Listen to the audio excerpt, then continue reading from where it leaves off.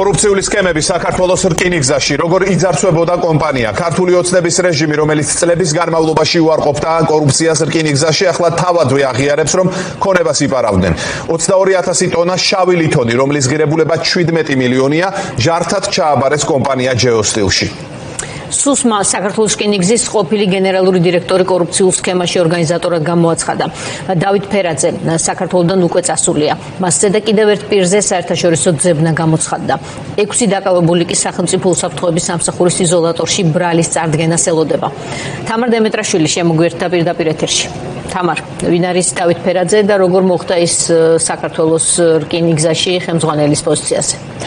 დავით ფერაძე ბიძინა ივანიშვილის კიდევ ერთი კადრია, რომელსაც სახელმწიფო ქონების მითვისების, თაღლითობის და უკანონო შემოსავლის ლეგალიზების მუხლებს წაუყენებენ. რკინიგზის ყოფილი გენერალური დირექტორი მანამ სანამ ამ თანამდებობაზე მოხდებოდა, სწორედ ბიძინა ივანიშვილის კუთვნილი მტკვარი ჰესის დირექტორი იყო, სწორედ იმ ჰესის, რომლის მშენებლობისას ფულის გადახარჯვასაც გიორგი ბაჩიაშვილს ედავებოდნენ. ფერაძეს ივანიშვილისთვის პირადად არაფერი მოუპარავს, თუმცა როგორც აღმოჩნდა, სახელმწიფოს კუთვნილ რკინიგზაში შავი ლითონი აღარ დატოვა. 22,000 ტონა ჯართის მოპარვა რეალიზაცია სწორედ ამას ედავება ახლა გამოძიება მას.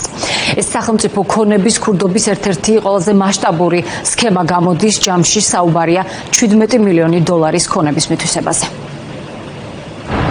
ადამიანი, რომელიც საქართველოს რკინიგზას 8 წლის განმავლობაში მართავდა, SUSMA დღეს ჯართის ქურდობაში ამხილა. სახელმწიფო უსაფრთხოების სამსახურის გამოძიებით ირკვევა, რომ დავით ფერაძემ დანაშაულებრივ ჯგუფთან ერთად რკინიგზის კუთვნილი 22,000 ტონა შავი ლითონი მიითვისა და გაყიდა. დოკუმენტების გაყალბებითა და ფიქტიური კომპანიების გამოყენებით კი რეალიზაციიდან მიღებული თანხის ლეგალიზება მოახდინა. რკინიგზიდან მოპარული შავი ლითონის ჯამურმა ღირებულებამ 17 მილიონ ლარს გადააჭარბა. ქონების მოტყუებით დაუფლების მიზნით ჩამოაყალიბა შეთანხმებულად მოქმედი სტრუქტურული ფორმის მქონე ორგანიზებული დანაშაულებრივი ჯგუფი, რომელსაც წინასწარ შემუშავებული სქემის შესაბამისად უნდა უზრუნველეყო სააქციო საზოგადოება საქართველოს რკინიგზის კუთვნილი შავი ლითონის შემდგომში სარეალიზაციოდ იმ ფორმით შეგროვება, ტრანსპორტირება, დაჭრა და დახარისხება, რომ შეუძლებელი გამხდარიყო მისი საწყისი ზუსტი ოდენობის დადგენა. დავით ფერაძემ დანაშაულებრივ სქემაში ეტაპობრივად ჩართო არაერთი პირი, მათ შორის სააქციო საზოგადოება საქართველოს რკინიგზის ინფრასტრუქტურის იმჟამინდელი დირექტორი. დანაშაულებრივი სქემის სათავეში SUSMA-ის მტკიცებით დავით ფერაძეა, რომლის ხელმძღვანელობითაც ტენდერში გამარჯვებულ კომპანია კახეთს რკინიგზის კუთვნილი შავი ლითონი რუსთავში მდებარე ფოლადის მწარმოებელ საწარმო ჯეოსტილში მიჰქონდა. სანაცვლოდ ჯეოსტილის მიერ გადახდილი ფული კი ორი კომპანიის ნოვა ტრანსისა და ჯადექსის ანგარიშებზე ილექებოდა. რკინიგზის ყოფილი გენერალური დირექტორი ქვეყანაში უკვე აღარ იმყოფება. შესაბამისად, მასა და კიდევ ერთ პირზე საერთაშორისო ძებნა გამოცხადდა.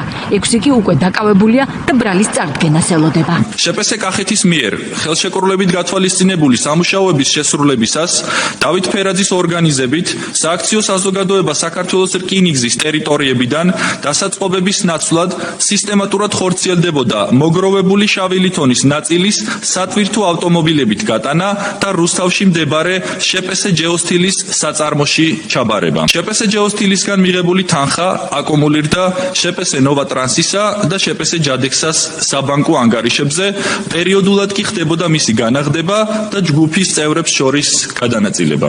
დავით ფერაძემ თანამდებობა 2025 წელს ფორმალურად საკუთარი სურვილით დატოვა, თუმცა მის გადადგომას წინ უსწრებდა ოცნების შიგნით ძალთა გადანაწილების ახალი ტალღა, რის შედეგადაც ციხეში აღმოჩნდნენ ყოფილი პრემიერი ირაკლი ღარიბაშვილი და SUSMA-ის უფროსი გრიგოლ ლილუაშვილი. საინტერესოა ერთი დეტალი, ირკვევა, რომ ჯართის საქმეზე გამოძიება SUSMA ჯერ კიდევ 2021 წელს აქვს დაწყებული, თუმცა დავით ფერაძის მხილებისთვის ოცნებას 5 წელი დასჭირდა. იზოლატორში მოინახულა ერთ-ერთი დაკავებული მისმა უფლებადამცველმა, გიორგი კურტანიძე ბრალს არ აღიარებს. ამ ეტაპისთვის რაიმე დანაშაულებრივ სქემაში მონაწილეობას ან რა კავშირს ჩემი დაცქვაში ყოფილი ამ საქმესთან ვერ ხედავს. გამოძიება დაწყებულია რამოდენიმე წელია.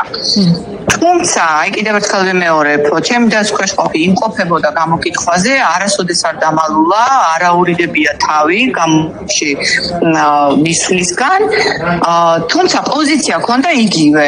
რასაც ახლა ვაჟღერებთ, არანაირი შემხებლობა მას ამ საქმესთან არ აქვს. თვის იყო გამოკითხული და დღეს მოულოდნელად დააკავეს და როგორ უნდა გამოვიდეს. და გამოკითხვაზე თან ახლდით? გამოკითხვაზე ვახრდი კი. და მაშინ რა კითხვები დაისვა მის მისამართით და რა პასუხები ჰქონდა?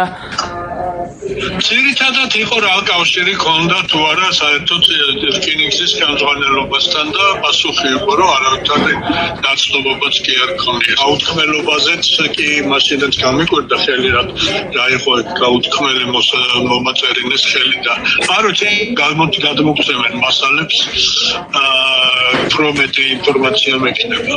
რკინიგზაში არსებული სავარაუდო კორუფცია და საეჭვო ტენდერები არაერთხელ მოხვედრილა მედიისა და კორუფციის მკვლევრების ყურადღების ცენტრში. ქართული ოცნება კი ამაზე წლების განმავლობაში არ რეაგირებდა.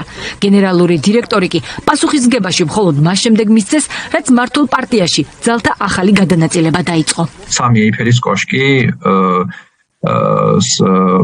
ხელა ესე იგი შავი მეტალი საქართველოს რკინიგზისგან მოიპარეს რეალურად. კონკრეტულად დავით ფერაძეზე იყო ბევრი გამოძიება მისი აუხსნელი ქონების შესახებ, ასევე მისი ძალიან მასშტაბური ნეპოტიზმის შესახებ რკინიგზაში და პროკურატურას ამაზე არაფერი უთქვამს, თუმცა აქ ესეც იყო. მან მთელი სანათესაო დაასახმა რკინიგზაში და ამ ადამიანებზე დახარჯული თანხაც გაფლანგული თანხა არის. რეალური მასშტაბი ელიტური კორუფციის გაცილებით დიდია. საქართველოს რკინიგზა არის ერთ-ერთი ყველაზე არაგამჭირვალე სახელმწიფო კომპანია, რომელიც მუდმივად არის კორუფციული დაინტერესების, კლანების, ზეგავლენის და მონოპოლიების სფერო და მოხდეს ორგანიზაციის გაჯანსაღება მმართველობით ნაწილში, ვერტიკალის ნაწილში უნდა ექვემდებარებოდეს სახელმწიფოს, ეკონომიკის სამინისტროს, როგორც დღეს ეს არის ფორმალურად და არა ბიძინა ივანიშვილის დეიდაშვილს ან რომელიმე სხვა ოლიგარქიულ კლანს ან სახელმწიფო უსაფრთხოების სამსახურის ხელმძღვანელს. დავით ფერაძეს, რომელიც ბიძინა ივანიშვილის კადრია და რკინიგზაში მოსვლამდე მის კუთვნილ მტკვარი ჰეს ხელმძღვანელობდა, სუსი დანაშაულის კიდევ ერთ ეპიზოდს ედავება. რელსების დეფექტების გამოსწორებაზე გამოცხადებულ ტენდერში გამარჯვებულმა კომპანია რაველმა სამუშაოს მხოლოდ ნახევარი შეასრულა. ფული კი სრულად გადაუხადეს. კორუფციის მკვლევრები რკინიგზის სატენდერო კომისიის პასუხისმგებლობასაც აყენებენ. ადამიანის დაკავება არ არის ის, რაზეც უნდა დაკმაყოფილდეს და რაზეც უნდა გაჩერდეს ეს საქმე, გამომდინარე იქიდან, რომ ყველა ის ტენდერი, რომელიც ტენდერზეც არის საუბარი, რაც ეხება ფერადილა შავი ლითონების ჩაბარებას, ასევე არის რელსების შედუღების ტენდერის, რომელიც არის 9 მილიონიანი და აღნიშნული ტენდერი მხოლოდ და მხოლოდ ვერ ჩატარდებოდა ინფრასტრუქტურის ხელმძღვანელის მხოლოდ ამ ხელმძღვანელის ასე ვთქვათ პასუხისმგებლობით, მხოლოდ და მხოლოდ ფერაძის პასუხისმგებლობაზე ვერ გაჩერდება ეს გამოძიება უნდა გაგრძელდეს და უნდა იყოს დასახელებული ყველა ის პირი, რომელი პირის მონაწილეობდა სატენდერო კომისიაში. სახელმწიფო ქონების მითვისება, თაღლითობა, ყალბი დოკუმენტების დამზადება, უკანონო შემოსავლების ლეგალიზება. ეს ჩამოთვლილი მუხლების მხოლოდ ნაწილია, რომლებსაც დაკავებულ და ძებნილ პირებს წაუყენებენ. ბრალის დამტკიცების შემთხვევაში მათ 9-დან 12 წლამდე პატიმრობა ემუქრებათ.